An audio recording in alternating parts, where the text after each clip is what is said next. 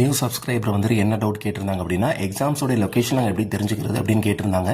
உங்களுக்கு வந்துட்டு exams time table கொடுத்ததுக்கப்புறம், ஹால் டிக்கெட் கொடுத்ததுக்கப்புறம், எக்ஸாமோட வென்யூ, அதாவது எந்தெந்த லொகேஷனில் நீங்கள் எக்ஸாம்ஸ் எழுத போகிறீங்க. இப்போ பொதுவாக வந்துட்டு 4 சென்டர்ஸில் எழுதுவாங்க: மதுரை, திண்டுக்கல், தேனி, விருதுநகர். ஸோ நீங்கள் மதுரை சூஸ் பண்ணியிருந்தீங்க அப்படின்னா, நீங்கள் மதுரையில் எந்த லொகேஷனில் எழுதணும், அதனுடைய அட்ரஸ் என்ன, அந்த லொகேஷனோட ஃபோன் நம்பர், கூகுள் மேப்போட லிங்க் முதற்கொண்டு யூனிவர்சிட்டி வந்து போர்ட்டலில் வந்து உங்களுக்கு கொடுத்துருவாங்க.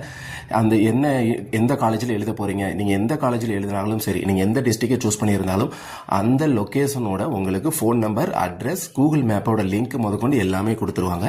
ஸோ நீங்கள் அது நோட்டிஃபிகேஷன்லேயே நீங்கள் வந்து தெரிஞ்சுக்கலாம். ஸோ ஃபர்ஸ்ட் செமஸ்டர் எழுதுறவங்க உங்கள் லொகேஷனை ரீச் பண்ணுறதுக்கு உண்டான கவலைகள் எதுவுமே தேவையில்லை. நீங்கள் அந்த லொகேஷன் ஃபாலோ பண்ணியே நீங்கள் உங்களுடைய எக்ஸாம்ஸ் லொகேஷனை நீங்கள் சீக்கிரமாக ரீச் பண்ணுற மாதிரி தான் டீட்டெயில்ஸ் வந்து யூனிவர்சிட்டி வந்து நோட்டிஃபிகேஷனாக கொடுப்பாங்க.